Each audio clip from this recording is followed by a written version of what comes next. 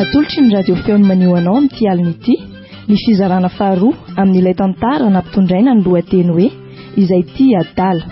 Sanganasa ny Simon nomenjana ary. Ireo anome aina ny tantara nantenainy. Eny ary fa aleo afilaza amin'ireo fianakaviana any ambanivohitra dia arosony resaka. Mbola eo mantsy ny ray niteraka anay mirahavavy ka everiko fa mihety raha izy mihitsy no mitondra ny resaka. Angeline. Mandrosoa Kirtina. Dia izy izany ny zodako. Malala. Eny hitako hoe fanapakevitra sarotra sy miankina aman'eny izao fanapakevitra niraisinareo roa izao. Tsy handatsanareo mihitsy aho e. Eny fa na dia fahotana izany satria toa hitako tokoa ny zavatra azo andriritiana. Viviane. Rehefa nandinika ny fitsarana dia mamoaka izao didy izao. Yanitra.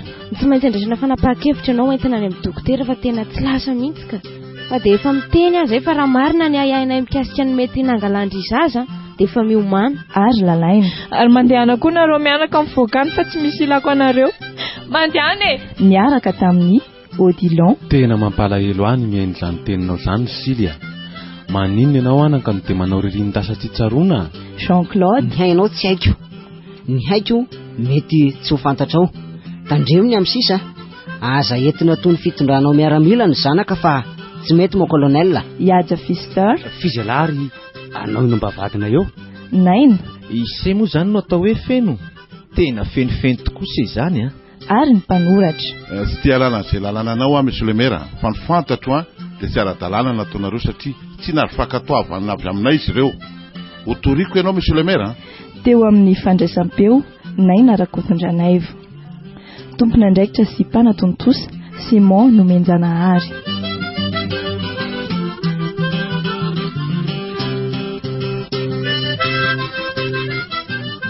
Sedra, fantatro fa mampalahelo. Fantatro ihany koa fa tsy mety arekeko fa fahotana nefa rehefa mandinika aky dia ny zava-miseho amiko dia aleoko mihitsy nanapa-kevitra. Hoe ahoana ry tiana malalako? Aleo hoe sorony ity zaza atao kiboko ato ity e. Sady angamba mbola tsy dia voakilasy hoe manala zasy tsika satria mbola fahataranandro vitsivitsy fotsiny ane izay e. Tiana, fahotana mahafaty ane izany e. Eno sedra, fantatro fa fahotana mahafaty tokoa izany nefa fantatro tsara eo ray aman-dreniko. Fantatro toy izany ihany koa ny voka-dratsiny izany. Ka miangavy anao re ahy mba ekeo fangatahako. Tiana, tiako loatra ianao. Tsy sitrako ny ahitanao ijaly. Eny tsy ho ianao rery aza angamba fa niarana izany fa hatraty amiko ihany koa. Eny mety hatra amin'ny sandy ihany koa izany. Fa hono ahy tsy mahafaty ve anefa izany aloha e. Rehefa maty aky dia izay angamba no anjara. Na izao aza ne mijaly sy mitaintaina fa tsy fidiny. Vao miaraka fotsiny azy sika. Reny nefa fijaliana any amin'ny afobe ny mahazo aho. Indrindra fa izao. Tsy te ahita ary sedra. Eny ary ekeko ny fangatahnao. Misaotra ary sedra malalako aho. Manome toky anao anefa fa tsy hamerina toy izao tsony amin'ny manaraka. Okizay ary aloha tia ranomasonao ity e. Izay hevitra anatanterana izany izao no tokony rosoantsika. Fa hono aiza ary iza ny dokotera andehanantsika. Maninona ho aloha nefa raha miantso an'ny santo dia tantaraina aminy e. Tena azonao antoka anefa izy fa anampy antsika ary tsy hanely izany resaka izany ihany koa amin'ny olona indrindra amin'ireo ray aman-dreninao. Matoky azy ary sedra. Aleo ary atsoko amin'ny telefônina izy. Allo? Manao ny sandy? Salama tsara ka. Fa ity na ny manan'olana e. Aty amiko izy izao e. Fa raha ohatra ka tsy dia misy zavatra manahirana indrindra dia tonga avy aty izao. Izao dia izao ka. Ok ary. Aza ela. Ahoana hono? Ho avy izy. Tsy handeha hody mihitsy aloha sedra raha tsy vita ny resantsika amin'izao a.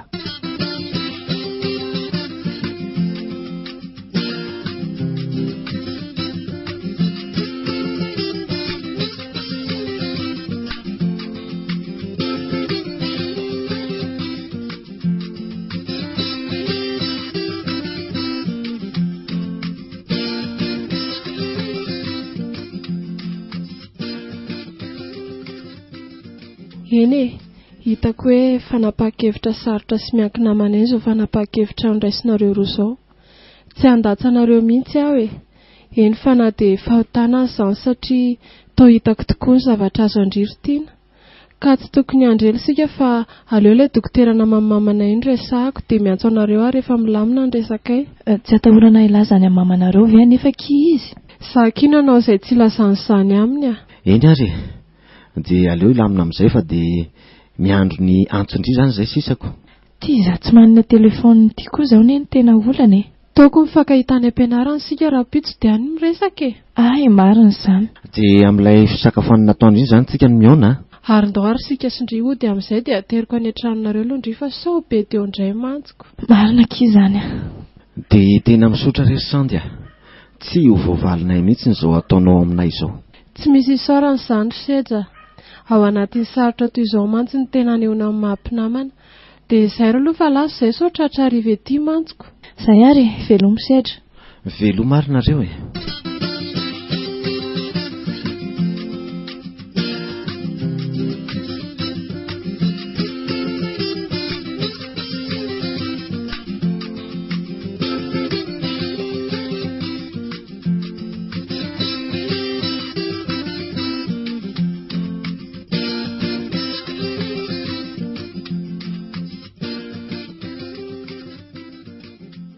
Maintsy nampiantso anareo roa satria fanapa-kevitra sarotra loatra izao sy anareo ataoko izao.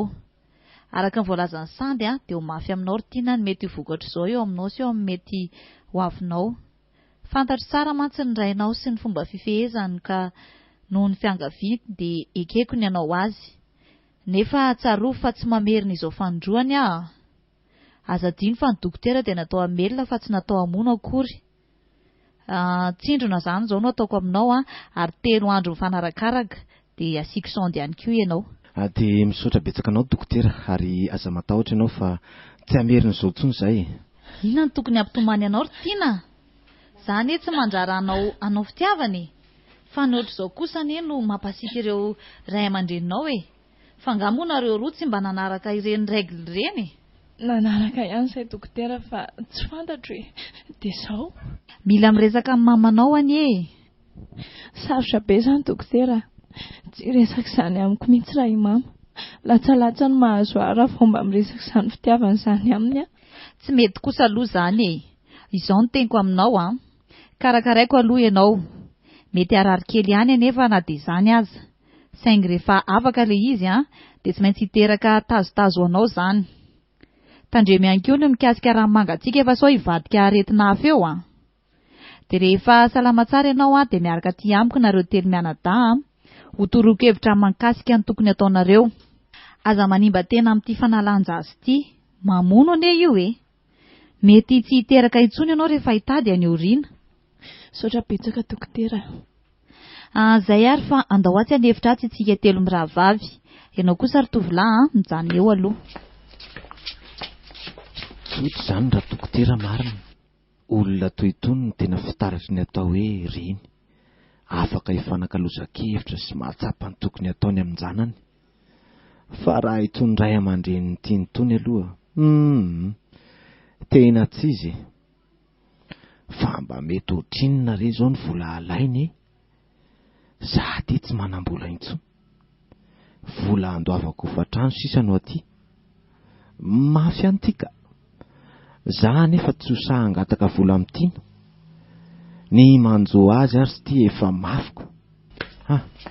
Nizay zareo fa tamy. Izay izany fefa natoroko azy mirahavavy tao daholo ny tokony atao. Tandremo fa tsy maintsy miandry ny fiverenan'ny fotoana ara-dalàna vao mahazo miaraka. Dia ianao koa ry tovolahy mila mihinana ity antibiotika ity Mora andairana aretina mantsy ny olona avy manao an'izao. Eny tompoko. Fa hono raha tsy mahadiso to ohatrinona ny sara ny dokotera? Tsy manao izao fitadiavam-bola akory ahy ary tsy manao mihitsy moa fa noho ny fahatsapako ny fijaliana ity na nanekeko. Mandehana mody fa tsy aka vola aminareo izany Mba manana zanaka vavy-taona koa ane ary tiany. Tandremony amin'ny sisa. Dia arao tsara ny toromarika nomeko anao teo Eny tompoko, veloma ary dokotera. Dia mbola mamerina ny fisaorana ho anao re izay ry dokotera. Misaotra kiry sandy Ny zava-manahirana toy izao no tena ilana ny tambitambintsika ray aman-dreny. Ny marina kokoa dia isika reny. Raha mijery momba ity tiana ty aho mantsy dia hitako efa somary ilaozan'ny toetrandro ihany ny fomba hitaizan'ireo ray aman-dreny azy. Mbola kasia tanana, fehezina tsy mahazo mivoaka, saziana tsy mahazo mianatra. Efa tsy izany kosa ny fitaizana amin'izao fotoana izao e. Izy raha teo efa mba mahatsapa ny tenany ho lehibe. Avelao izy hizatra hitondra ny fiainany. Ny anjarantsika dia ny manoro izay tokony ataony. Fantatro fa isy, eny misy mihitsy aza amintsika ny anometsiny ahy, satria nanota teo amin'ny asa amin'ny mahadokotera ahy aho. Ekeko izany, fa raha ny fahitako ny zavatra hiatra aminy, dia tsy maintsy nanampy azy aho, satria aleo mamono olona iray, toy izay amono olona roa.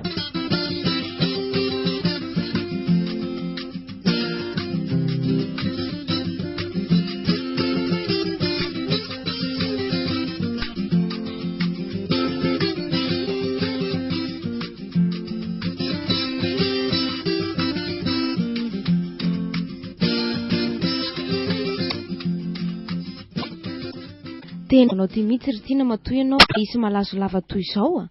Dia ireo ange ty ianao hoe mihefotsy hanjatra sahala amin'ireny inony ireny. Ka tsy fantatro fa mahatsapa ny tena koreraka sy malemilemy ahy e, nefa tsy fantatro hoe maninona. Mbola mandainga ihany ianao. Aiza no isy aretina tsy fantam-piaviana sy mampandama-kampandriana ohatr' izao. Ary mba makaiza foana moa ianao ty mivoaka isaky ny alahady tolakandro ty. Mankany amin'ny samby ahy e. Lainga zany ry neny a. Mety mamonjy an'le bandinany an-trano any izy. Ianao fotsiny anaovany fikafika eo. Ary tena manandro manala zaza mihitsy ary tiana. Sahako aloha tena manana eritreritra ohatran'ny amin'ny Feon'i izay e. Ary sao dia mba nananao foana tany ary ty tiany ty. Ka nareo ve ny nanao azy e? Mamaly ihany fa hitangano ty amin'ny farany. Ary dia efa milaza fa ataoko tsy afamainy ny bandiny raha mifanena amiko a. Avelao avy dadanareo dia tsy maintsy tenenina aminy izao. Tsy maintsy andraisana fanapahan-kevitra ianao entina any amin'ny dokotera fa tena tsy lasa mihitsy ka. Fa dia efa miteny azy fa raha marina ny ayainay mikasika ny mety nangalandry zaza dia efa miomana. Tsy misy rarahiko an'izany e. Rehefa tsy misy dia tsy misy. Tsy hitako koa ny izy tsy hafa dia aminonareo anao faty raha ny fisiko ny manelingelina anareo e. Ary mandehana koa nareo mianaka mivoakany fa tsy misy ilako anareo. Mandehana e. Ha! Sahanao no mandroaka anay sy mama. Mandehana ho anareo mivoaka. Mandehana! Andao ry Feon'i hivoaka. Aleo tonga eo rainareo dia ho hita eo ny toyiny. Andriamanitro, fa dia maninona loatra re aho no dia sainao misaka izao e. Reraka ny saiko e. Maninona ny nasianao teto amin'ity tany ity ny fitiavana. Ampio afa mila tsy ho zakako tsony ny vesatra lanjaiko. Mijaly aho. Maninona loatra re ry mama no dia izao nitondranao ahy. Mamo, mijaly ty zanakao e. Saraka misedra ve? Tsy a. Tsy saraka aminy aho. Izy, ty ary ty kokoa. Sedra, sedra, tsy saraka izany mosika eo. Ty amo ianao ry sedra eo. Tsy namako izay tsy tianao. Io mamana io tsy namatsika io fa mitady ampisaraka atsika e. Tsia.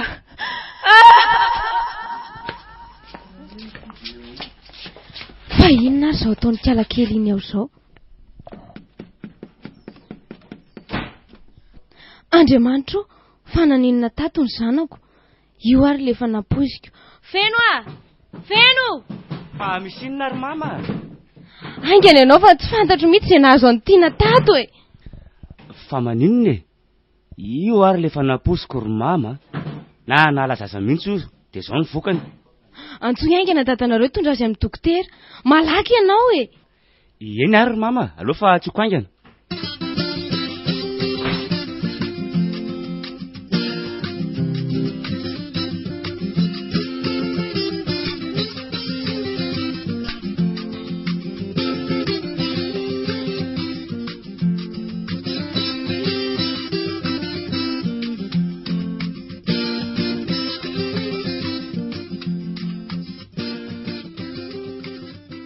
Lozy ty marina fa tena dokotera mihitsy mandray azy ao.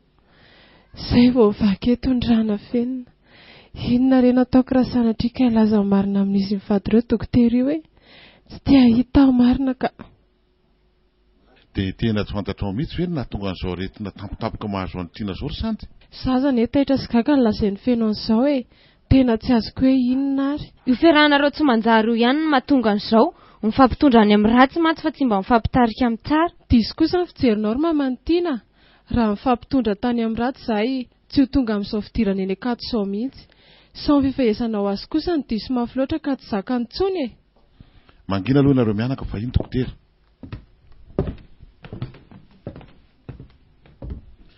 Nanahoana izy tao dokotera? Efa mba mahatsiaro tena ihany ve? Efa tsy manatsony izy ka. Rehefa nataoko ny bilan rehetra izy mivady dia tsy marina sy tsy mitombina ny ahianareo fa hoe nanala zaza izy. Tsy nampoiziko marina. Misaotra anao ry dokotera. Araka ny fahitako azy ao dia mitady ho voan'ny areti-po izy. Mila mavanana nefa izany antony mahatonga izany raha mbola tianareo koa ny havelomany. Tsy azoko ny tianao tenenina dokotera. Tsy fantatro na misy olana ao an-tokantranonareo ka izay no tsy zakantsony. Na ihany koa misy antony hafa dia tokony anontanianareo ampilaminana izy mba ahafahany mamoaka ny maharary azy. Mihina mifatiny izay. Tena tsy mazava amiko mihitsy. Ezaka ny hanome fikarakarana ho azy mba hampiverina ny fahasalamany sy ny heriny. Fa anjaranareo ray aman-dreniny kosa ny manao izay iverenan'ny fitiavany anareo. Tsapako fa manana olana izy. Anjaranareo ny mamantatra azy. Afaka mba mijery azy ve nefa izay aloha izao dokotera? Afaka ka. Saingy mbola reraka be izy ka mbola nasaiko nasiana sérum anankiray aloha. Maninona ary moa aloha raha ohatra hoe rehefa biotika no mijery azy raha ohatra mbola matory izy. Fa tsy aleo ve aloha mandeha mikarakara an'izay tokony ho karakarainy dia isandy mba mianja azy eo aloha. Ono dokotera tsy efa mba afaka moto hoe izay raha rifa. Izany garda androany ka. Dia teny aminareo hoe aleo aloha izy hijanona ety androany dia ho hita eo amin'ny maraina. Eny marina izany. Andao aloha tsika ho dia hakan'izay zavatra tokony ho alaina dia rehefa avy eo miverina. Mba afaka miandry azy ve aloha ianao ry Sandy? Tsy dia misy zavatra mamaika ka. Afaka fa ny hariva angamba tsy afaka satria mbola hiditra amin'ny fito rapitso. Ataova aloha izay zavatra mbola ataonareo fa na avy misakafo hariva any mbola mody tsy maninona dia mba asaina tery ny feno fotsiny. Andao aloha iara-jery atsika dia mandeha rehefa avy eo.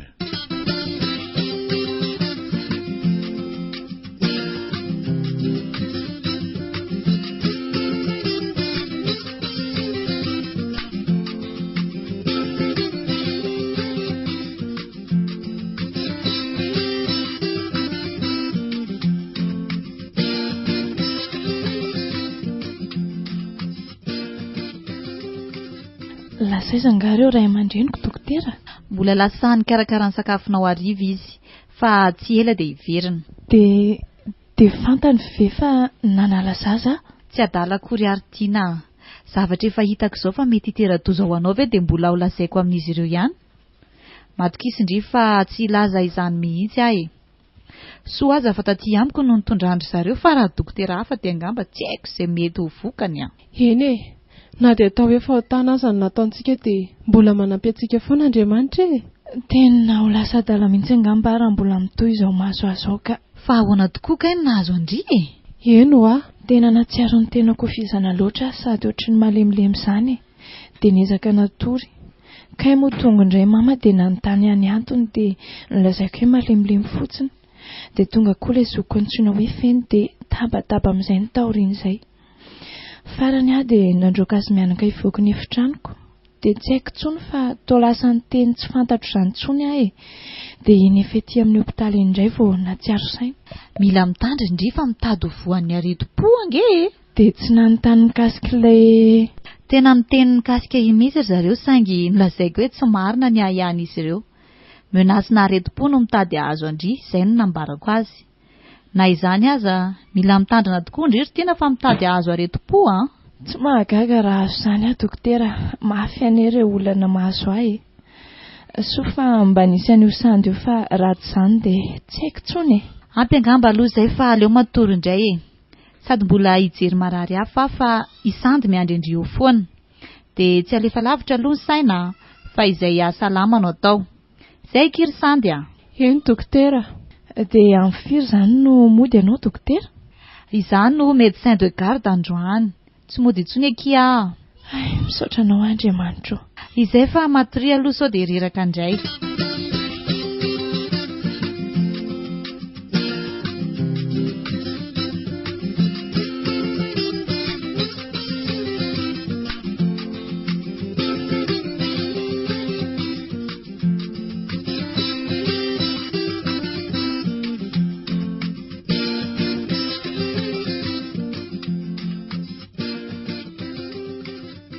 dia izay nahazo azy ry sedra, mampalahelo loatra izy.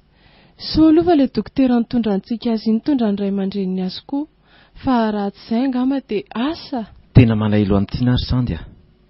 Maninona moa raha dia tsorina amin'ireo ray aman-dreniny fa tiako izy ary vonina hampiakatra azy. Dia inona no tianao tongavana amin'izany? Ho any amin'izareo dia tsoroko aminy marinako, sady tia mangy an'tiana raha teo koa ako. Tena miangavy anao ry sedra aloha mba tsy handeha mihitsy ka. Marina e, sa vao maika hanampiny efa misy eo. Mahaty antoka ny ray aman-dreniko ry Sandy nametraka eo anarany io raha toa ka tsy sahy sedra izao zava-misy izao. Amin'ny lafy indray aloha dia momba ny hevitra ao nefa amin'ny ilany kosa dia tsy te hahita. Marina e, izay mahasoa ny ataon'Andriamanitra aminareo. Izay ary fa aleo aloha ahitra fa efa tonga iny koa ny mpampianatra anay.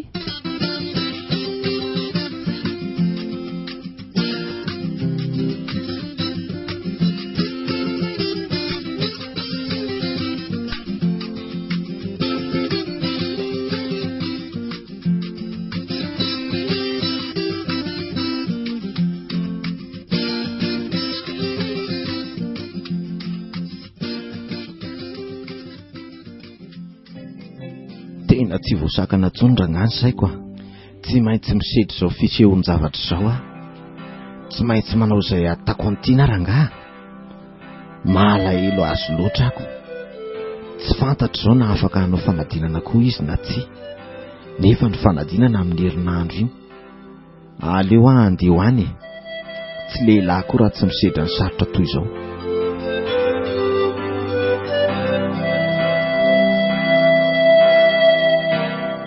Ilay vavahadiny ry zareo, aizary ny sonery.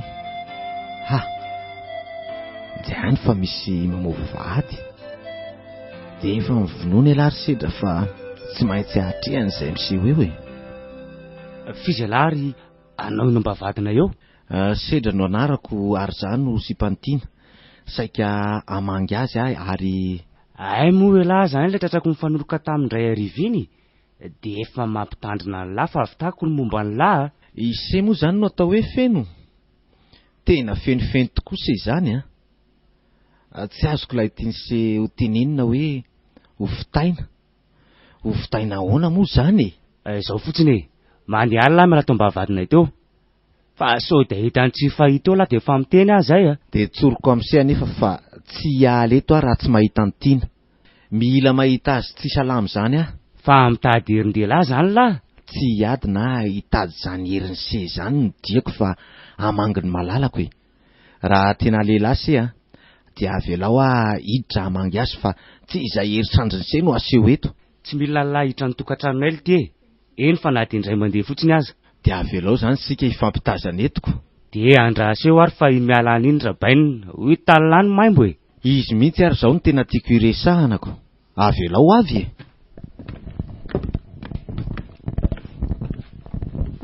fa inona no ifamalinsy amin'ny tovolahy io ry Feon'i fa iza koa moa isety?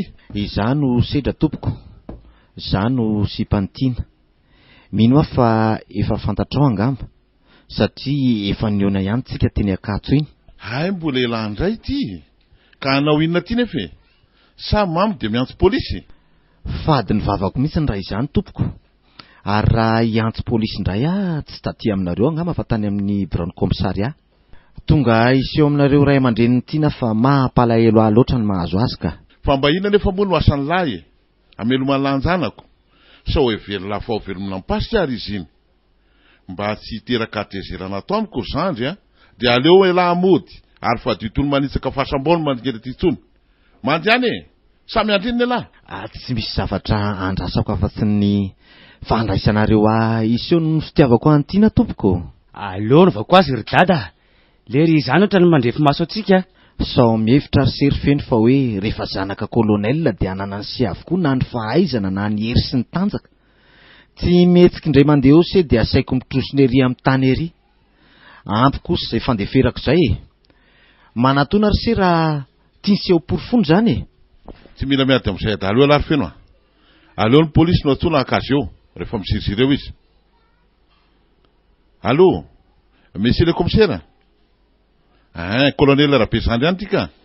mba andefa polisaingana nangahy ty aminay ty fa misy bandy mitady anao andrezatra hiditra ato amin'ny tokantranonay a.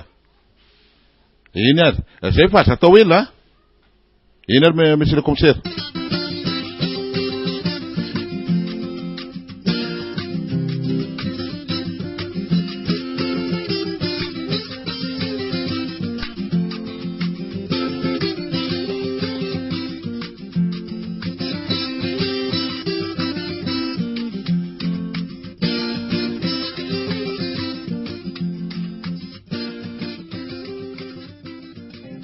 Tena tsy nahamelandry zareo tokoa raha tsy niditra violon. Tsy nisy azo anazavana mihitsy fa tonga dia nahiditra tsotro izao.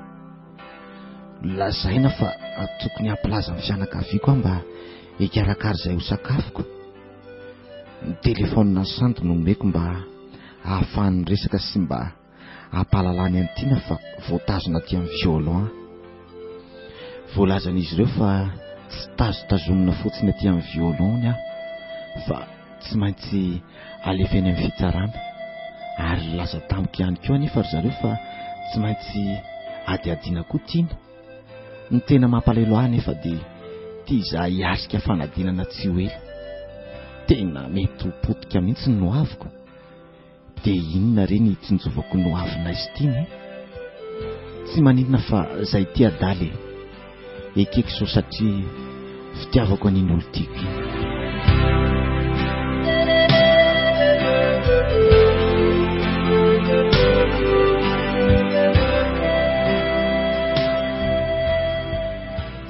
Dia ahoana izany izao ny hatrehanao amin'ny fitsarana ara-pitsoro sehatra? Tsy matahotra ny gadra ve ianao? Efa nataoko izao ry sandy mba anehoako ny fitiavako. Tsy misy na dia tahotra kely akory ato ampoko ny amin'izany higadra izany. Mino koa fa anana an'izay olazainy tiana manoloana ny fitsarana. Tsy izy mihitsy no andetika. Matoky azy hatramin'ny farany ahy. Mampalahelo any ray aman-dreny tsy mahalala fa tsy ny voninahitsy izay aso azy ry sandy. Tsy mba mitsinjo akory izay mety ho vokatra izany eo amin'ny taranany. Mivavao ary sandy indrindra ny fitodiantsika amin'Andriamanitra sao dia izao sahady ny vali ny fahotantsika izay nataontsika. Aza malahelo ry sedra. Manao toky sampileo anareo sy tiana foana isan'alina mba hoenin'Andriamanitra ny fiterainanareo ka ho afaka amin'izao gadra-pity izao nareo roa. Eny, misaotra ry sandy mandehany amin'izay ary saotary ianao. Ahoana nefa ny fahitanao antiana? Efa mba salama ve izy ao? Hitako tsy toy ny isan'andro izy. Lasa matanjaka izany ary be herim-po ihany koa. Vonina niatrika ny fitsarana ara-pitso. Misaotra azy tsika. Izay ary fa ilaozako aloha ianao ry sedra. Tonga vao maraina hanaritra ny sakafonao aloha ny andehananao any amin'ny fitsarana. Mahireza fa mivavaka ho anareo foana.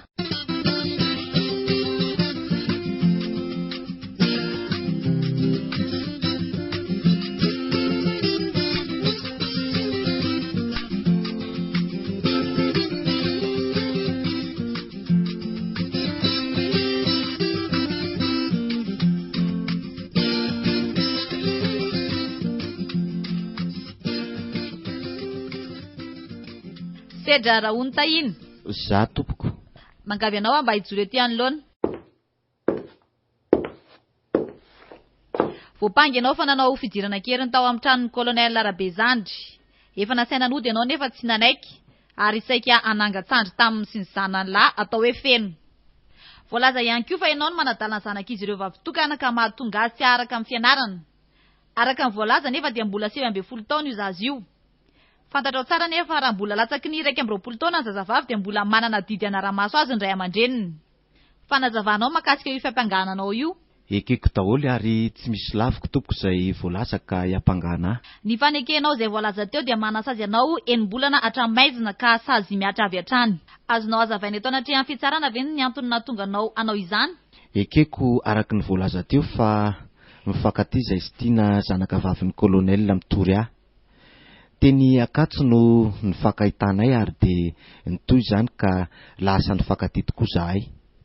Raha n'ity zazavavy io anefa tompoko dia tsy nieritreritra mihitsy ny ilalao azy fa vonona ny tena ity azy. Ary rehefa vita ny fianaranay dia hampiakatra azy mba tsy hisiany salasalana amin'ireo ray aman-dreniny tiana dia tonga tany an-tranon'izy ireo niseho mivantana. Azoko atao hoe nitolo-batana mihitsy azy satria efa henoko tamin'ny tiana fa tena enjana ary masika be ireo ray aman-dreniny. Tsy nahasakana ahy nefa izany satria nibitsiky ny foko tiany tiana no nameny ny foko. Fandroana sy opavary raraka nefa no nahazo ahy. Vony sy sazy tsy mahazo mianatra sy tsy mahazo mivoaka ny trano no nahazo antiana ilay olo tiako. Taty aoriana dia mbola nitoy ihany io nahazo antiana io. Ny afara tamin'ny fikasihan-tanana mihitsy ny aza ka niteraka aretina sy areti-po azy. Fantatro madame le président fa noho ny fitiavana no ijaliany toy izany ka dia tonga mba amangy azy sy anazava ary mbola hitolo-batana teo anatrehany zareo indray dia iny nalain'ny polisy iny. Mazava, inona ary ny teninao farany? Vonina anao maritiora ny tenako sy ny fitiavako madame le président raha izay no mba afaka ilay olo tiako tao anatin'ny fagejana sy ny fampijaliana ara-pitiavana. Afaka mipetraka ianao. Mandroso ety anoloana ianao mademoiselle Tina. Izay fanazavany Monsieur Sedra mikasika ny fitorian-drainao azy. Manaiky ny fiampangana azy izy. Ny fanazavanao mikasika izay. Misaotra tompoko. Ny voalohan-teniko dia misaotra ny dada tamin'izao zava-misy izao. Ekeko fa fitiavana tokoa no nahatonga azy ireo nanao ireny rehetra ireny. Eto anefa madame le président dia malahelo raha resaka fitiavana no idirana fitsarana. Fitiavana no animbana no avin'ny olona anankiray. Misaotra ny olona tiako anefa tamin'izay teniny teo. Vonina nanao maritiora ny fitiavana sy ny tenany izy noho ny fitiavany ahy. Ny tiako lazaina dia ny hoe iza ny tsy nanao fitiavana na iza ny tsy mba nandalo toy izao nandalofanay izao. Maninona no asaina gadraina sy fehezina ary terena tsy azo ity izay olona tiako ny fitiavako. Andriamanitra nefa dia voalaza fa fitiavana. Ary misy ihany koa ilay teny hoe finoana, fanantenana, fitiavana, fa ny fitiavana ny lehibe indrindra amin'ireo. Dia mbola mametraka ihany koa ny eo am-pitenenana hoe sambatra izay mahafoy ny ainy no antiany. Tompoko, efa mba mahatsiaro ny tenako lehibe aho, na dia voalaza foana aza fa mbola zaza. Tompona ndraikitra amin'izay fanapahan-kevitra ny raisiko sy mbola ho raisiko koa. Tsy mandahy ilay ambaran'ny lalàna mikasika ny antsoina hoe majorité civile. Tiako izy, ary dia tsoroko eto fa raha vonina nasazy azy ny fitsarana ka ampigadra azy dia anaraka azy koa na hatrany amparavazan'ny tany aza. Tsy misy fitiavana mandeha ily izany fa matoa izy tia dia izaho koa tia azy. Koa mangataka amin'ny fitsarana anafaka azy madiodio satria sitrapoko ny tia azy fa tsy araka ny voalazany raiko teo hoe izy no nanadala. Raha nasazy azy anefa ny fitsarana dia miangavy ny fitsarana koa aho ampigadra miaraka aminy. Tena zaza tsy misy fotony, mangala baraka. Izany mba valim-pitomenao anay. Izany ny fitiavanao anay tiana. Tena loza reto ireo olona marina. Niteraka vatana tokoa ty fa tsy niteraka fanahy. Avereny tena teo fa tsy zany mihitsy ny fanaratsy mianaka tany an-trano tovolahy ambony sy ambany io ve no ieteranao tiana. Ekeko fa nanaiky izay nanerenao ahy ary dada tany an-trano. Saingeto dia efa nalefanao ety amin'ny fitsarana ihany izy ity ka dia aleo mba afaka ilazany marina izay tsy sako naboraka taminareo hatramin'izay satria voageja sy tsy afa manoatra loatra. Mijaly ane ary dada. Mangataka amin'ny fitsarana tompo mba tsy handray izany tenin'ny tialakelo izany fa tsy fatany akory izay teneniny. Mialatsy indrindra tompoko fa malalaka amin'izay tiano teneniny izy araka ny voalazany teo. Misitona ny fitsarana.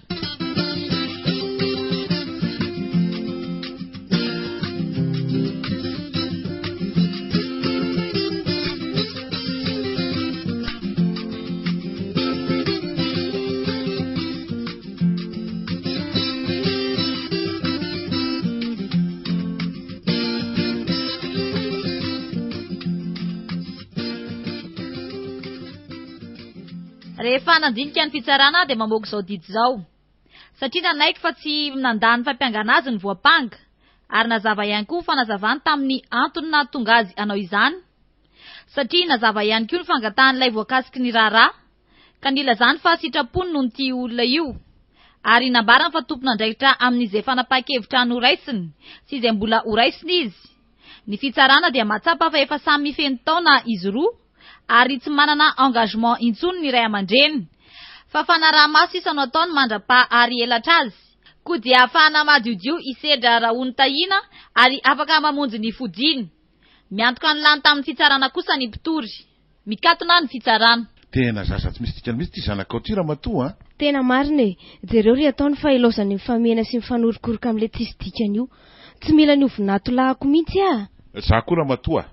Andao tsika andeha hody. Fa afabaraka fotsiny amin'ny kala tsy misy dikany io. Tena afabaraka tsika marina. Andao ariko.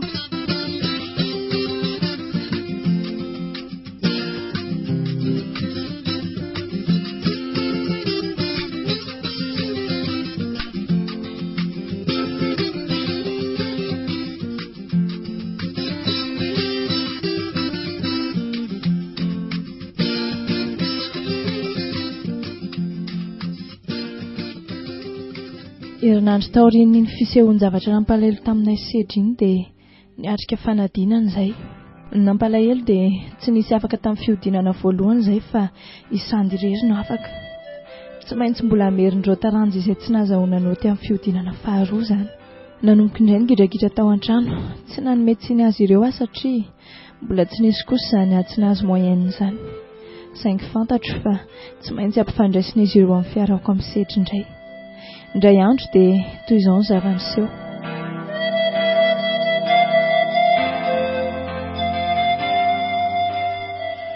Eto daholo tika izao io anareo rola, ianao rotina. Eto ihany koa izay sy nareninareo. Nataoko ihany tsy teny nefa tsy mety amiko tsony zao zava-misy izao. Manomboka eto dia tsy andany vola aminao sy ny fianarao tsony artina satria zanaka manety voninahitra ny ray aman-dreny ianao. Tsy manaiky ho toroana, manimbazimbandreo ray aman-dreninao. Mivanga baoeran'ny tanàna fotony fa tsy misy fandrosoana. Ka izao ny fanapakevitro, mijanona tsy mianatra tsony ianao. Manampy amin'ny mamanao ato an-trano dia mianatra zaitra na tsy fantatra izay mety zavatra ataonao. Tsy mila anao mbola amerina kilasy eny amin'izany oniversitenareo zany ary dia mbola averiko aminao ihany fa tsy mila anao miaraka amin'ny tovolahy intsony mazava angambo izay Za koa aloha manaraka an'izay teninao izay rangaha. Tena zaza manira tsiraray aman-dreny mihitsy raha itiana. Aleo rangaha rehefa misy mahazaka tena any dia aleo naraka ny bandiny ihany aleo nandrana maimbo rehefa aleon'ny manitra ato an-trano. Raha za manokana dia tena tsy akatsiraka mihitsy ny fanabadianareo raha mbola iny ka saindrio vady dia tsy manaiky ahy Ka intsoniko moa izany mbola andrasako sy janonako ato raha izay ny fiheveranareo. Avelao andeha any amin'izay tokony andehanako any. Raha izay no hitanao fa mety zao dia aoroa ny hitanao mandihana dia mandihana koa amin'izay mahafaty anao any. Izay no mba valim-potianao rotiana. Tsy misy fantinena kely akory valitina menao indray aman-dreny. Andeha koa ary dada. Leo ny fiainana amin'ity tokantrano ity tsy mba misy masoandro miratra ho ahy mihitsy ato. Na dia kely aza. Ranomasy foana ny fiazako ato. Mandehana koa ranona raha mavelo tena. Ary tandremo sao rehefa reraky ny fiainana sy afa-po ny fitiavana avy any dia hitsolatsolana ty amiko aty tsy mila tsony Zao tokoa moa izany ny vokatry ny fitezananareo tanora ankehitriny. Indrindra rehefa mahita sy tafiditra amin'ny fitiavana io. Mandehana raha mazaka teny. Dia efa tsorika aminao nefa rotiana. Fa raha zany mba angatanao tsodrano amin'izay fanabadiana ataonareo. Indrindra fa iny tovolahy mpitondra henatra loatra ny fianakaviana iny. Dia tsorika aminao fa tsy hanome mihitsy ary misakana hatramin'ny farany fanabadianao miaraka amin'iny. Ary raha za koa dia tsy hanome. Tsy manozona fa mavitay Ary dia efa ilazanako ianao fa tsisy anatrika izany izay raha sanatrika isy izany. Izay no izy rehefa zaza maditra dia lao amin'izay.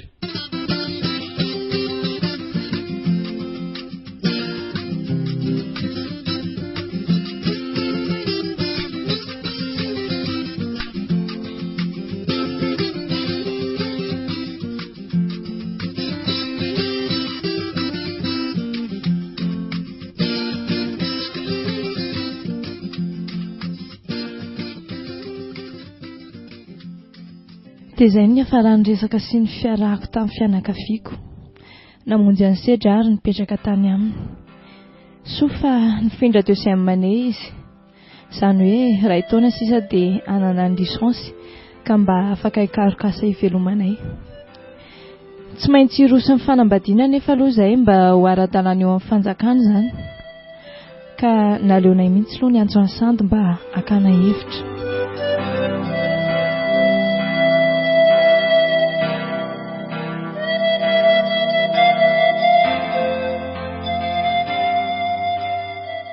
Dia izay saika izy sandy no fanapa-kevitra ka asindry raha mazotiny atao vavolombelona avy aty amiko. Tsy misy antony tsy anakeko an'izany e. Fa izay atana vavolombelona avy amin'ny setra ny tokony hotonihana. Efa misy mpiara-mianatra amiko izay ihany dia nanaiky izy rehefa nitantaraiko ny fandehan-javatra rehetra. Vita izanyko. Dia ahoana? Dia tsy ho lazaina mihitsy ve izany ireo fianakavian-driry tiana? Ny riko aza aky dia ny tsy alalandry zareo ny fotoana sy ny komina nanaovana ny fisoratanay mihitsy satria dia hosakana ny dadatra amin'ny farany araka ny lazainy ihany e. Mety ve nefa izany hoe fisoratam-panambadiana tsokisoko izany e? Rehefa feno ny atao tantara-tasy ilaina sy ny vavolombelona roa dia manao fisoratana ny be ny tanàna. Tsy misy olana izany e. Dia aiza no anaovana azy? Eny amin'ny komina Karobato no anaovana azy. Fantato tsara mantsy ilay be ny tanàna ao. Ka rehefa vonona ny taratasy rehetra ilaina dia mandalo eny tsika hanao azy amin'ny zoma izao. Ny kopia lava aloha ny mbola misy anankiray ao tamin'ny lehilahy manana dosie itirana nianatra teo. Mino aho fa mety mbola any koa ny andriry tiana. Iny kopiany mihitsy no tena nampirimiko voalohany raha vao niseho ny gidrakidra tao an-trano ireny. Ao izany ny kopianao? Ao ka. Ny certificat de célibat sisa no tsy maintsy alaiko eny amin'ny fokontany ny tolakandro. Sao andalovan'ny dadany ka tsy ho azo e. Ok, milamina izany fa dia ny ahy sisa no tsy maintsy vitany. Vitaiko faran'izay aingana ihany koa. Dia amin'ny zoma izany fotoanantsika any amin'ny komina. Eny ary dia tonga avasoa ny andro mazava ry izy roa.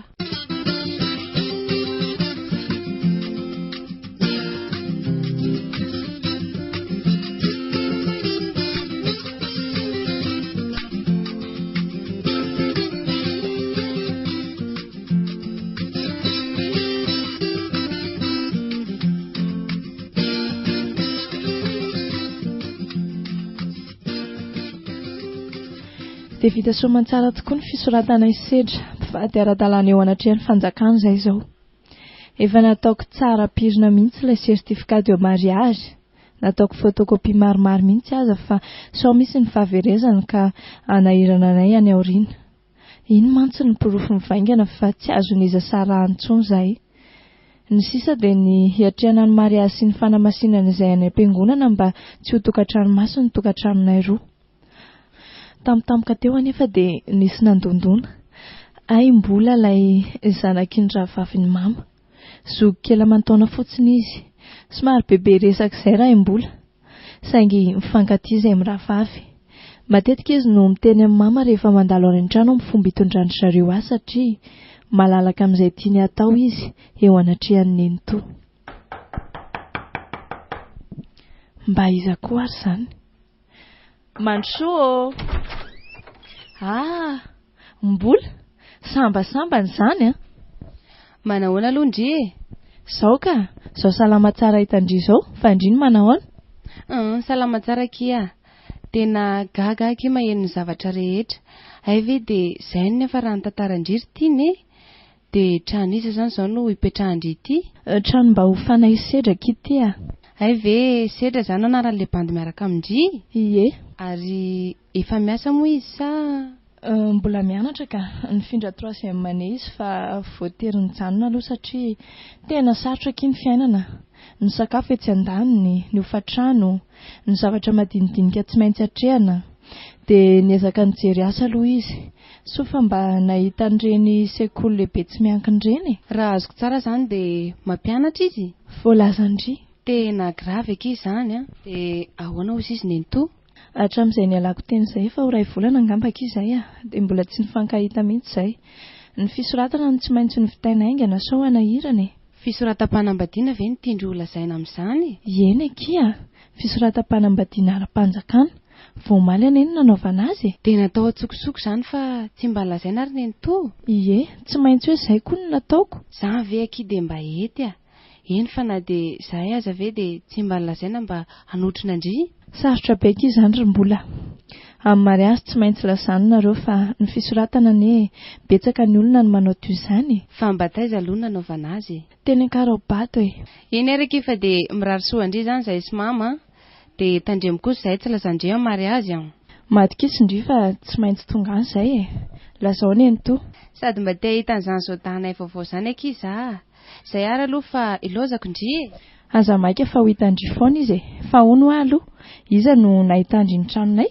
Le namandry hoe sandiny ny tafahoana tamiko dia izy no nanora ny tranonareo. Mba mifankatia tokoa ianareo sy ny sandiny a. Reny aky tena tao namana, tsy manarina amin'ny mora na amin'ny sarotra. Izay ary fa velomindry dia mampamangy koa any amin'ny sedry. Dia efa mamangy vangy matetika fa efa hitandry izao ny trano a. Dia mandra-piona. Ieny arakia.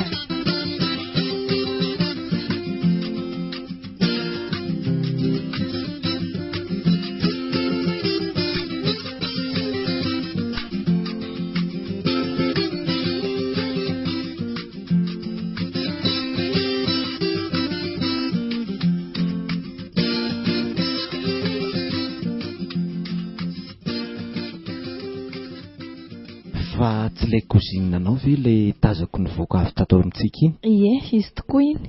Mba tia hitantsika hono izy na eny zava-misy. Dia ahoana ho izy? Gaga fotsiny izy na eny fa vita fisoratantsika. Nampalelo azy fotsiny dia tsy mba nilazantsika hono ry zareo mba hanotrona. Zanatra vavin'ny mamanareo moa izy iny zany? Ieny, zoky ny mamanay ny mamany. Fa tsotra be tsy tahaka ny mamy izy a. Sady somary malalaka kokoa amin'ny fitaizany zanaka izy noho i mama. Fa hono ary tiana, maninona mora mandeha makany amin'ny zareo tokoa tsika dia asaina resely lahatra ry zareo mba anaiky sy anaterako ny fodiondrany amin'izy ireo. Aza atao tokoa izany fa ny hoe anaiky an'izany very mama. Kely ny finoko ry sedra. Tsy misy mangidy sy andramana hono e. Aleo makany aloha dia ho hita eo izay hevitra omeny. Eny ary, izay tokoa ngano andeha atao. Raha mipitsy ihany sika dia andeha ho any amin'ny zareo. Sady ilaina mihitsy ny irosontsika amin'ny mariazy satria sao hita eo io kiboko io a. Kibo mbola tsy misy ray volana io ve dia? Eny, saingy aleo vita aloha ny mariazy. Dia ahoana tokoa moa izany no mikasika ny hiterahako ry sedra? Ny anjaranao ry tiana dia manao izay ahasalama tsara anao. Anjara kosa ny mitady ny vola sy ny fitaovana hiterahanao. Tena miasa irana mihitsy isika ry sedra hatramin'izay nampirinana vola izay e. Satria izay hitanao isam-bolana no tsy maintsy angalana ny hohanina, ny hofatrano, ny jiro sy ny sisa. Nefa mbola io angalana pirimana io ihany koa. No avintsika moa aloha izany hatreto dia mbola tsy fantatra mihitsy e. Izany anie no nilazako taminao hoe avela ho hanampy anao hikarama e. Tsy manaiky an'izany ary tiana. Anjarako aloha hatreto ny mitady. Ho hita eo ihany izany aoriana kely eo. Fa aza tapahana mihitsy ny aloha ny ampahambola ampirimina hitsinjovana no avy. Tena mampalelo aika ianao chérie e. Reheran-kafy miasa nefa dia vary sososo laoka ovy sy karaoty. Dia anana foana ny sakafontsika. So ihany aloha fa mba nisy an'itony jumbo itony mba hamanimanitra hena azy e. Tsika mantsy dia indraindray ihany vao mba mihinana ny rony tena hena roniko. Tsy maintsy miafotsika mba ho tafity e. Rehefa mba mahita ambony apanga dia mitondra laoka tsara sy mba efa mividy tsikelikely ihany koa ny lambanjazy. Andao ary aloha ký sakafo sao mangatsiaka indray ny vary a. Nefa dia efa vary sosoa koa ne izy ao e.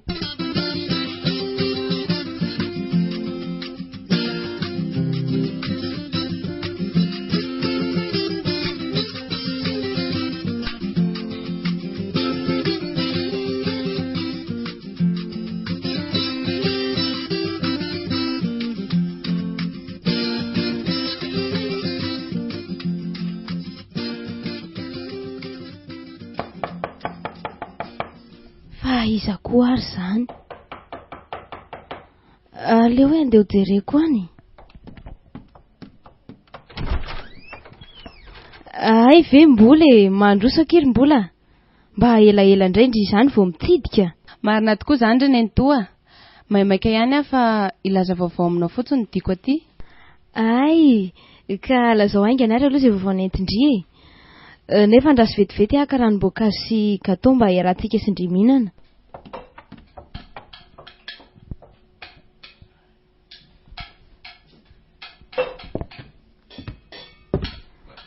Reto ary kia dia mazotoa. Dia ahoana ky hitandry ihany ve ny tranony? Hitako mihitsy ary tena nandroso tany aminy a. Fa ny zava-misy anery nentoa dia efa vita fisoratanao maly hono ry zareoko. Ahoana tsara hoe ry mbola? Zany hoay, vita fisoratana teny amin'ny commune Karobato izy roa. Nasehony anahy mihitsy ange ny certificat de mariage. Zany ve kidy ho azo atao raha tsy mahatsotra anao avy aty aminay? Rineny tokoa ohatry ny tsy mpampianatra eriko. Tsy mila miandry izay tsodraninareo izany fa rehefa complet ny dossier dia afaka manao izany izy. Vita e, hitako tao mihitsy. Vita fisoratana izy roa. Mba tara koa nenareo izany rineny toa e. Tena tsy naposiko kirim-bola. Dia novitainy antsokosoko tany izany ny fisoratany. Izany mihitsy ny nandalovako aty ilaza izany aminao. Efa miomana anao mariazy koa ary izy roa ao zaoko. Ka mba manahoana nefa ny tokantranon'izy roa kely ao e. Tena mampalahelo mihitsy. Tsy hitako izay ho lazaina aminao fa amin'izay tiana blangina mafatifaty tato aminareo iny a. Lasa mahibe tena ohatran'ny tao akatsaka reny mihitsy. Marina e! Hitako hoe nanao zavatra tsy ampeverana ihany koa aloha ty zanaka ao vavy ty. Mbola ho tsapany ihany io amin'ny farany rineny toa. Tena leo fedanana raha tiana. Zay fa avela ho aloha andefa efa hariva koa ny andro ka so mitaitana any mamako. Eny arakirim-bola dia misotra betsaka tamin'ny fitsidihana sy tamin'ny vaovao nentindry e. Aza matahotra neny to fa raha vao misy vaovao dia milaza aminao foana. Zay fa velomy neny to e. Eny arakia.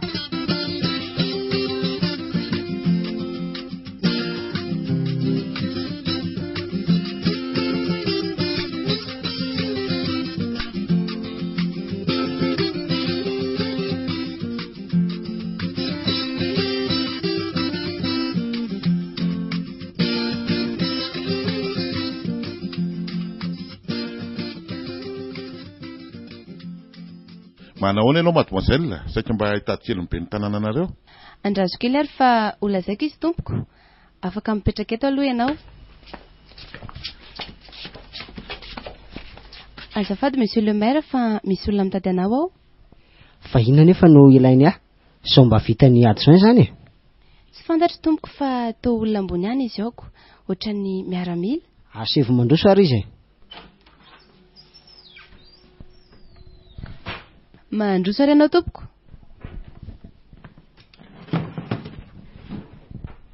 Manahoana ianao monsieur le maire?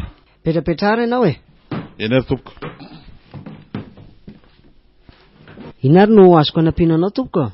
Tsy dia ho lava loatra angamba tompoko ny resaka fanaovana fa mbola maro ihany koa ny olona miandry anao ao. Izaho raha teo koa mbola maika e. Fa ny tena atondiko ety aminao dia saika mba hanontany aho mitsasika andreo tanora nanao fisoratana omaly teto aminareo. Eny tompoko, nisy fisoratana tokoa teto aminay omaly. Ny anaran'ilay tovolahy sedra ary ny anaran'ilay tovavy kosa itiana. Fa ahoana mon colonel? Ka tsy izany mantsy andriamatoa ben'ny tanàna fa zanako io zazavavy io. Nentin'io tovolahy io nandositra izy e. Nefa mbola tsy ampitaona akory. Tonga nangataka azy tany aminay mantsy io tovolahy io fa tsy nanaiky mihitsy aho satria mbola mianatra raha teo ihany koa zanako e. Gaga omaly raha naheno fa nataonareo fisoratam-panambadiana tsokosoko tety izy a. Miala tsy indrindra tompoko fa itiany loko ty ny toro-lalana mikasika ny lalàna fanaovana izany. Araka ny lalàna dia misy ny vavolombelona roa miaraka amin'ny kopin'izy ireo tsirairay avy. Dia ny kopin'izy ireo soratana miaraka amin'izay koa ny certificat de célibat izay manamarina avy any amin'ny fokontany fa tsy mbola vita fisoratana tamin'ny olon-kafa izy ireo. Rehefa feno izay dia afaka miroso amin'ny fisoratana izay. Araka izany dia feno ny fepetra notakianay tamin'izy ireo dia nataoko ny fisoratana araka n'izany lalàna izay. Mazava aminao senga mon colonel. Tsy tia lalàna izay lalàna anao monsieur le maire fa ny fantatro dia tsy ara-dalàna nataonareo satria tsy nary fakatoavana avy aminay izy ireo. Otoriko ianao monsieur le maire. Miala tsy indrindra mon colonel fa samy mahay ny asany tsika. Ny anao dia lalàna amin'ny fifehezana sy ny fiarovana amin'ny tanindrazana. Ny ahy kosa dia lalàna mikasika ny fiankonana ka afaka mitory ianao raha te hitory. Fa tsy matahotra izany aho. Ara izay fakatoavana avy aminareo tsy te ilany izany e. Tsy ilainy koa izany satria efa feno taona anie izy ireo e. Raha izaho aloha ny amin'ny toeranao dia ny mandray azy roa ampilaminana sisa no azoko atao. Fa raha izay hitory aho sy handrava amin'ny fisoratana afa baraka eo ianao e, sady ho lany andro fotsiny tsy. Be ny tanàna kely iko mba miseho mahay lalàna eo. Ny hainao tsy haiko. Ny haiko mety tsy ho fantatrao. Tandremony amin'ny sisa aza entina toy ny fitondranao miaramila ny zanaka fa tsy mety mon colonel. Veloma ianao e. Eny ary, zay koko. Mandehanako e.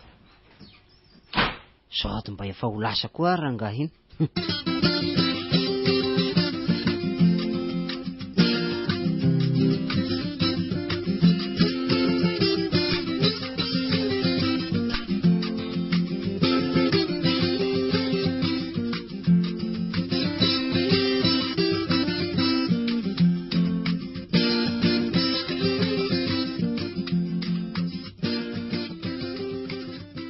Dia inona izany no tokony atao ry ngarainy? Koa efa lasa dala e.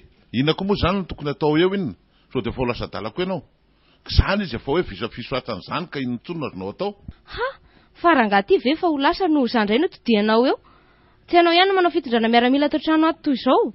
Izao ny vokany. Avy eo laoko hoany fa rehefa voadona any ve tsy hipody eo e. Velo maro voangory maloto fa nanao maloto eny ambony vato ny tsilonga. Miandrasan'ny Paul eo ianao fa raha zaka ty valagna avy eo andrasanao. Aleo koa hiala fa mandebrevy zany e. Sady mandehanany koa fa mandreraka.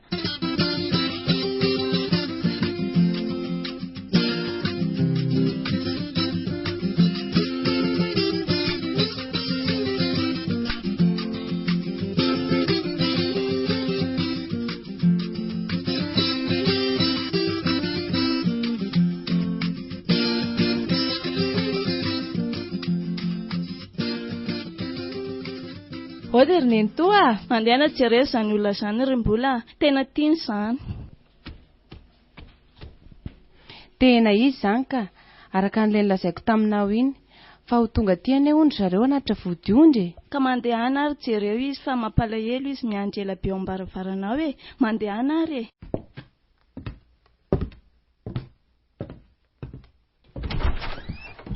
Mandrosoa Kirtina, dia izy izany ny zodako. Izy tokoa e. Dia faly malalinao izany ranoatra. Dia toy izany koa faly mahafantatra anao ry... Mbola anao narako e. Mandrosoa fa efa miandry anareo ao mama. Mandrosoa ianareo rakizy a. Dray tianao ry tiana. Manahoana aloha nentoa e. Salama tsara. Izao hitanao salama tsara izao anaka. Ianao no manahoana. Aleo aloha asiako fampafantarana fetifety e. Izy le tsy le nolazaiko taminao hoe nentonay. Ravolona ny anarany. Zokony mamy izy. Izy kosa ary nentony sedra. Izy no vadiko. Ary ty sipapety kosa ny mbola. Zanany vavy. Kozinako izany e. Izy le nandalo tany amintsika omaly. Dia faly mifankalala aminareo izany tompoko. Ary dia misaotra amin'izao fandraisana anay izao. Eny anaka. Faly tokoa mandrainareo ary miarahaba ihany koa tamina vitanareo ny fisoratana e. Eny fa na dia tsy nampilazany kaladala ty aza sady efa nihaingo tamindry mbola avokoa ny zavatra rehetra e. Tsy aleo aloha akady teo sotrotsika sady efa mba nisy zavatra ny manana sy mama iarahantsika ne aho e. Aza dia misahirana kiry mbola. Tsy misahirana mihitsy akia. Zao dahako vaovao zao ve no miditra ny trano dia tsy mba hisy zavatra atolotra azy. Sa ahoana ranoatra? Tsy maninona fa na dia izao fandraisana mahafinaritra ataonareo mianaka izao anie dia fa ampy. Ary mandehana lahary mbola sady miresaka isika no mba mikorana kely eto e. Mandehana ary e. Dia izao tonga aty aminareo izao nentoa. Araka ny fandrinay dia te hanatitra ny vodiondry any amin'ny dady izay. Ny marimarina kokoa isedry. Nefa arak'izany efa nitantarainy mbola taminao izany dia hita fa sarotra tokoa izany.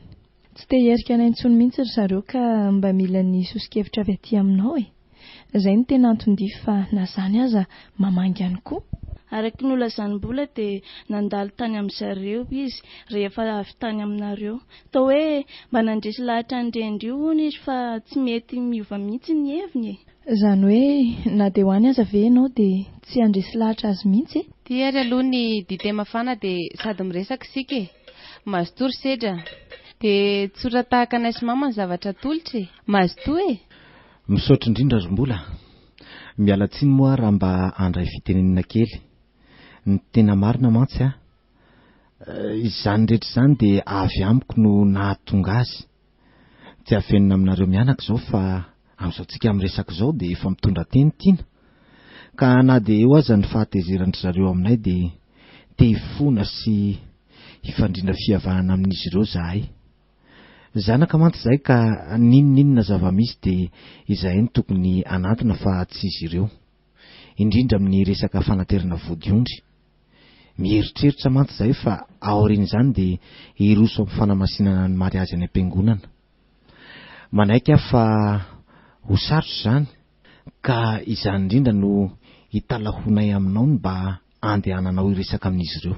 Eny ary fa aleo aho filaza amin'ireo fianakaviana anay any ambanivohitra dia aroso ny resaka. Mbola eo mantsy ny raha niteraka anay mirahavavy ka heveriko fa mety raha izy mihitsy no mitondra ny resaka. Tena mety tokoa izany roneny toa. Enganeka mba hety anaiky dadabe. Ahoana moa anaka izy ny tsy anaika, zafikely ny anay anao e. Za aloha izy roa tsy sanatria hoe maninona fa tsy mety mihitsy ty fitaizana ataon'ny neny toandry tiako. Aiza ve dia olona efa mba mianatra eny amin'ny oniversite dia mbola toy izao foana ny fitondrana azy. Soa aloha i mama fa tsy mba manana fomba toy izany. Anjara koa mandanjalanja ny mety sy ny tsy mety. Aza eo koa moa anao miberesaka eo e, izay anampianan'izy mivady kely reto izao ny heverina. Za kosa aloha mahita fa mety mihitsy ny hevitr'izy roa e. Aleo koa mena enatra ny ankiritiana rehefa tsy mandinika. Ny hoe anome enatra azy aloha dia tsy dia ao an-tsaiko loatra e. Fa ny mahazanany ahy indrindra fa mba vavitokana ihany ane ahy e. Nefa dia tsy mba azo nitsodran'izy mivady ve no anambady. Dia izany ny antony fa tsy dia ny hoe anome enatra azy izany akory e. Raha mpitsy ihany izay dia tsy maintsy makany andresy lahatra azy ireo e. Eny ary neny toa fa dia mbola mamerana trano fisaorana anao a. Sady andeha koa angamba izay fa efa mihamandroso hariva ny androko. Mahereza moa hoe ezaka anao izay tratry ny heriko aho. Izay ary fa mandehana fa sao hariva e. Dia mba mahaiza mandamin-tsaina mortiana. Eny ary rehefa dia veloma tompoko dia misaotra betsaka amin'ny fanampianareo anay e. Mahereza rery izy roa.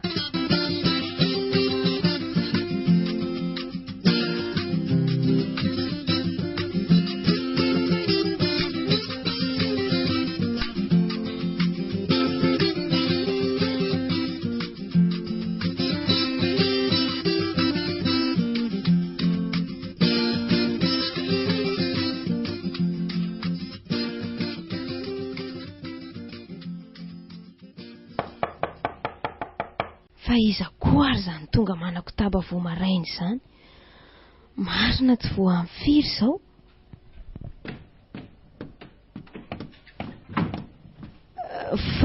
Fa toa hidada sy filolona. Fa misy inona no dia tonga vao maraina ohatr'izao nareo e. Ny fiarahana moa anaka mbola tsy vita akory dia izay fotianay no arosonareo sahady. Ka ohatry ny gaga ihany mantsy ako. Mandroso are aloha nareo e. Mandroso ato amin'ny efitrano fandraisam-bahiny ato fa mbola hiantso ny ramose vetivety ahy e. Fa hono aloha e, efa ny sakafo maraina ve nareo mianaka? Efa ninana izahay anaka. Izaho anie natory tany amin'ny vololona e. Aza misahirana intsony fa mandehana intsony ny vadinao fa mbola maika koa izahay mianaka e.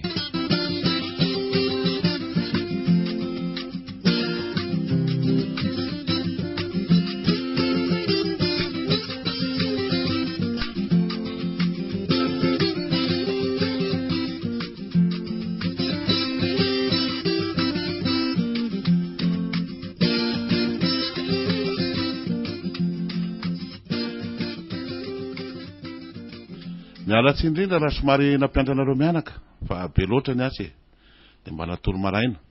Ka inona ny vaovao no tonga maraina toy izao nareo mianaka? Miala tsiny tokoa raha somary maraina na tonga vanay e. Fa resaka tokony ataontsika efatra mianaka mantsy izy ity ka raha toandro dia manjary tsy mahatratra anareo e.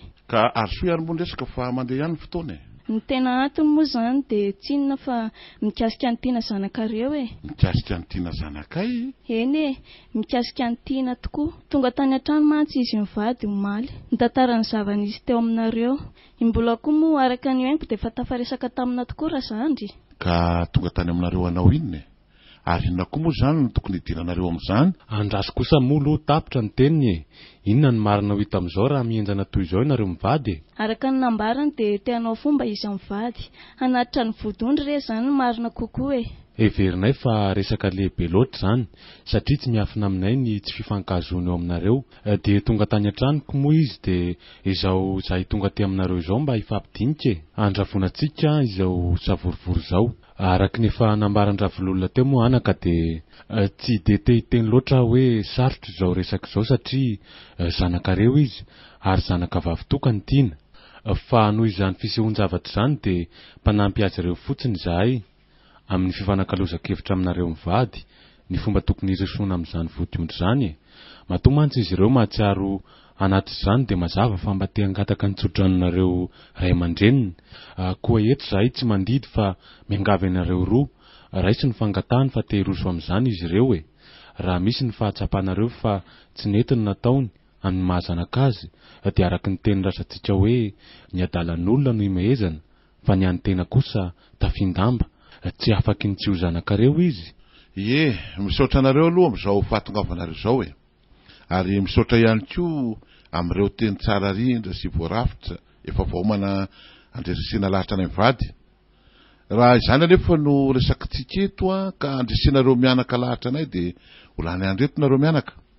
Aleo verina moto fa tsy raikitra e, tsy mila n'izay vodiondry sady tsy misy dikan'izany mba fantatrareo moa ny zavatra nataony tiana tato an-trano, ny famalinan'ireo zokiny sy ny reniny, ny teny feno fanalambaraka nay mivady teo anatrihan'ny fitsarana. Raha fantatrareo zany dia tsy ho tonga tamin'izao misy nareo, tsy ho tonga ty an-trano, ka amiko asevoany amin'ny ray aman-dreniny tovolahy iny izy no manatitra n'izany vodiondriny izany fa tsy aty amiko mihitsy e. Tsy mila n'izany kolonel Rabe zandry, zay ry dada, lasako aminao zay. Fa anga tsy navita azy indray hono ny vadiny, tsy navita tena indray. Ary asa ry izy mianaka raha mba nolazaina anareo tany koa fa efa nanao fisoratana tsokosoko tany any ry zareo e. Dia aizy izay mba fanomezam-boninahitra anay ray aman-dreny amin'izany. Ekeko fa zanako tiana ary vavitokako izy, saingy tsy adalan'ny Taolo no laza hoe tsy misy tiana toy ny zanaka hono fa rehefa manaikitra nono akifika ihany. Tena diso ianao anaka, ary tsy izany mihitsy ny toe-panahy sy fomba nanabeazanay ianao fa iny. Dia raha iziriziry amin'izao hevitrareo izao ary ianareo mivady ka izy zavatra anjohan'iny zanakareo iny dia mba lazao amiko hoe inona no ataonareo. Tsy misy fandraisany mihitsy zany dada, lava ny resaka. Rehefa mahatsiaro manenina sahady tamin'izay nataony tiana dia asaivo miverina tsy mitondra takaitra. Vonandray azy izay mivady, mbola aiza re zany zany hoe alahelo ray aman-dreny zany, fa raha izay handray an'izany vodiondry zany tsy misy hevitra zany ka. Sady izao koa e, tsy mila tovolahy mpangalatra zanaka toy ireny mila ny zanako miverina madio eto an-trano koa. So mba tsy raha reny kosa izao zavatra ataonareo mivady izao e. Za zay raha manana ane iny e, efa niteny sy nananatra azy ary vonina hiroso amin'izany mihitsy izy roa kely. Ary tsoriko aminareo mivady ihany koa fa tsy naniraka anay aty mihitsy izy ireo. Na izao dia anay mianaka izao ary tsy fantandreo akory. Izy roa kely izy roa kely. Tsy aminao tokoa mantsy ny raka mora pitenenana razoky. Tena mampalahelo any mihaino izany teninao izany Silia. Maninona ianao anaka no dia manao ririn-dasa tsy tsaroana. Tsy te hamofo tamandry aho e, nefa rehefa mihaino fizirizirinareo amin'izao fisehoan-javatra izao dia te hampahatsiahy anao fony ianao nanao ditra sy nandositra nandritry ny enim-bolana niala tao atokantranontsika. Rehefa nahita ny fihebohebon'ny Rabe zandry hoe mpianatra ho manamboninahitra tany Antsirabe, tsy naharay lambe fa lasa dia tsy voasakana. Tsaroanao ny ranomasin-dreninao ny ladilady taminao, nanakana anao ny tsy handeha, nefa dia lasa ianao. Tsy re velona tsy re maty, enim-bolana angarangidiny. Ny teninao moa tsy nenona intsony ndry Rabe zandry fa dia traitraina sy hebebona tamin'ireny. Veloko io raha izany no atahoranareo e, sy ny sisa. Rehefa voadona ka be voka tany anefa ianao, nahatsiaro ny verina sy ny fona taminay. Nanao toy izao ataonareo izao ve izahay mivady? Sa nandrainareo am-pifaliana sy am-pitiavana anao? Ohatra nomenay ianao ilay tantaran'ilay zanak'adala. Mino aho fa fantatrao tsara iny tantara iny, ka maninona izay namelatrosa anao? Fa izao rehefa misy fahadisoana ataon'ny zanakao, tsy afaka hamela azy ianao? Aminao mety sy rariny ve zany Silia? Mety ve zany? Maninona ny tsy mamaly ianao fa mitanondritra fotsiny? Sa rehefa ianao no ny fona dia ny ekenay? Zao ny zanakao mba mitalaho mangataka fifonana aminao tsy ekenao, satria efa vadina manamboninahitra sy be vola dia tsy te halala an'izany tsony. Andao sika mianaka hody fa velao zareo hitsakotsako ny lasany eo e. Ary dia tsoroko aminareo mivady fa rehefa tsy handray ny vodiondry entin'ny sedra sy ny fianakaviana ianareo dia ho raisiko izany. Ahoana tsara hoe ry dada, sao efa lasa miverina ho zazakely ary tianao? Na izaho miverina ho zazakely, na efa lasa adala arak'izay heveranareo azy, tsy raharahako e. Izay ry vololona, asaivo miantso azy roa kely an'io ihany mbola fa izaho kosa moron'ny fianakaviana rehetra. Any amiko aterina ny vodiondry. Any isika sy ny fianakaviana no hitsodrano azy mivady alohan'ny anamasinana ny mariazin'izy ireo. Tsy tokony mbola ho anjaranao zany ry dada, mbola eto izay mivady ray aman-dreniny. Eny, afanenina aminareo ny fianakaviana ry izy roa. Tsarovy anefa fa zanakareo iny, ary tsy ho afaky ny tsy ho zanakareo mihitsy izy mandrakizay. Ary mbola averitro aminareo indray fa tsy afaka anariny zafikelitro mihitsy aho e. Marina. Veloma rery izy amivady dia mba eritrereto ihany moa izay zavatra tokony atao e. Dia inona re zany tokony atao ry njarainy fa tolozanao miodikodina fotsiny eo e. Tena lasa lavitra be zanjara zany e. Mino aho fa tena mety ho resy lahatra zareo mihitsy ny fianakavianareo Ary maninona moa raha izao ihany koa dia mitondra fiara ianareo sy Feon'i dia manazava sy manesy lahatra an'ireo fianakavianareo ireo e. Mba tsy hamonjy an'izany fotoana izany. Lazao ary fa tsy mety mihitsy nataony tiana sy ny tovolahy iny. Tena hevitra mety tokoa izay rainy aleo izay ndeha atao. Ka za miandrela ary moa fa miomana dia mandehana sao zareo indray tonga aloha any ka vao mahita ho sarotra eto ny raharaha. Eny ary hiomana fotsiny dia andeha ka.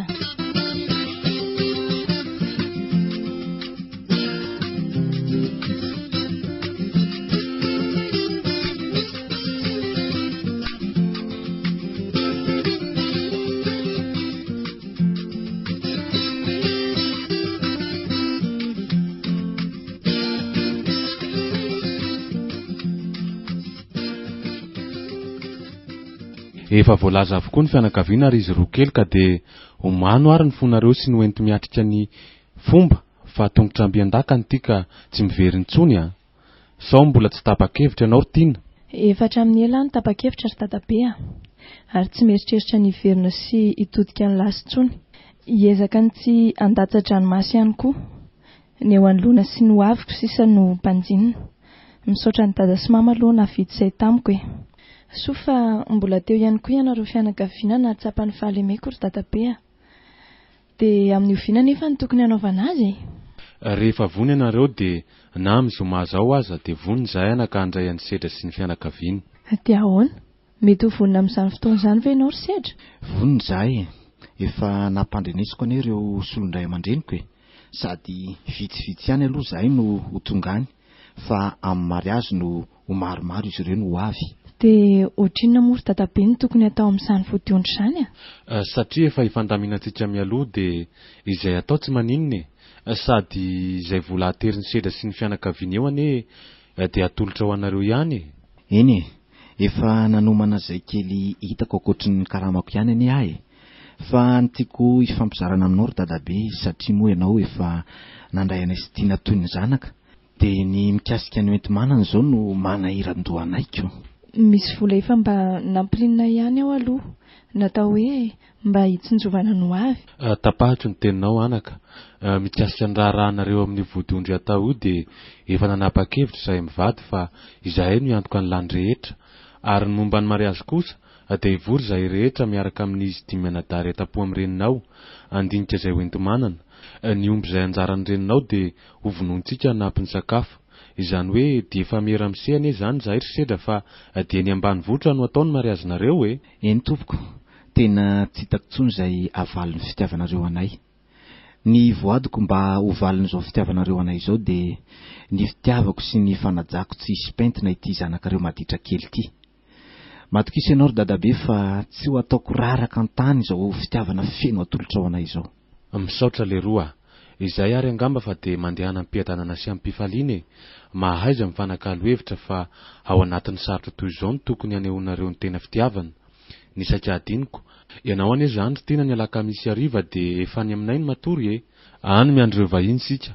Izaho mandeha vao maraina raha ampitso hanomana ny andraisana ny raharaha sy ilaza amin'ireo mpiara-monina izay tsy azo ialana fa ianao miaraka amin'ny nenitono osim-bola. Fiendry dadabe izay ary fa dia manao velomanao dia mandra-peona amin'ny nenitosim-bola andro rehefa tonga eo izy mianaka. Mandehana ary zava-tsara ary sedra. Misaotra betsaka dadabe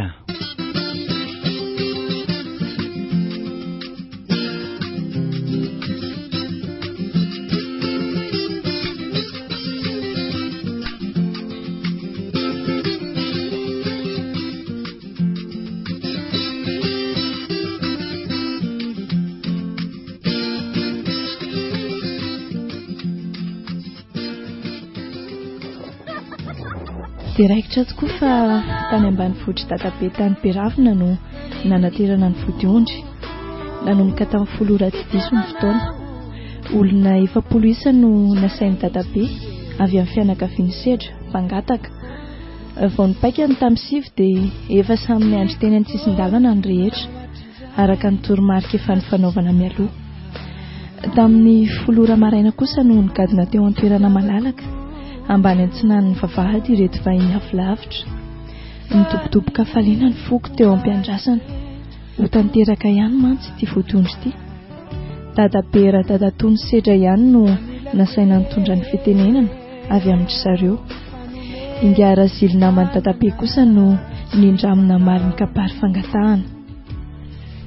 Noho ny voatazan'ny dadabe reto vahiny dia nasaina nampandrosoana ary rehefa samy nahazo toerana dia natomboka avy hatrany ny resaka ny famaliana araka ny fomba fanaon'ny Malagasy mialohan'ny hanomezana ny vodiondry.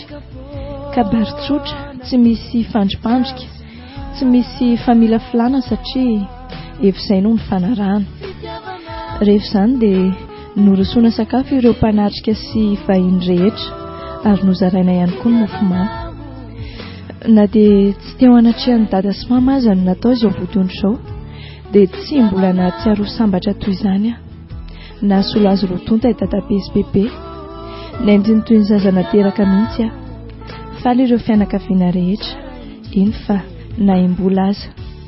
Talohan'ny haingana hialan'ny Beravina dia nitsodrano anay dadabe sy ireo fianakaviana rehetra. Eny araka izy, vita izay ny vodiondry izay fomba Malagasy. Afaka adidy ianareo, indrindra fa iserisedra. Manomboka izao dia tsy manjaka amin'iseny intsony ilay fiteny hoe mitariba tsy lasa vodiondry. Vita izay ny dingana faharoa, ny fahatelo ny sisa dia ny fanamasinana ny fanambadianareo any am-piangonana. Koa nitsodranonay fianakaviana avy aminao tiana dia mandehana mitadiavaka mahita ifanambina ny ianareo roa amin'ny arabola indrindra eo amin'ny taranaka izay omen'Andriamanitra anareo. Anana ny trotsikala ny ianareo, tsy afitra aminareo anie ny alaheliny ray aman-dreny fa ombanareo kosa ny tsodranon'Andriamanitra. Mivavaka ao anareo izay fianakaviana rehetra, mandehana ary fa efa miandry anareo izay tokantrano kelinareo izay. Na dia teo azy izay dia tsy noadin'ny dadabe ny name entana fitsifitsy ho aho izay efa nomanin'izy bebe. Na dia niezaka ny tsy rotsatra amin'ny masintsony aza aho dia tsy voafehiko izany teo ampanatreny izany rehetra izany. Tiana, izaho anga anaka noho ny fanarahantsika. Ino indray ty mbola mampirotsaka ny ranomasonao ty anaka? Aoka izay Nataoko tokoa ny tsy andadradranomasontsony sy dadabe. Nefa lehibe amiko loatra sao faneho-pitiavana ataonao aminay izao. Sambatra ianao ry dadabe manana fotena feno fitiavana. Atsiaro tsy irery tokoa ty kala maditranao hoe na dia foy ny dada sy mama aza. Aoka izay anaka, aza malahelo fa mbola eto aho solondrainao ary io koa i bebe ho solondreninao. Mandehana dia feno fifaliana sy fanantenana ny andronao.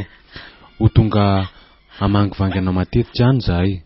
Mandehana ary zany zanako izany fa sasa miandra ny vadinao. Saotra sy dadabe.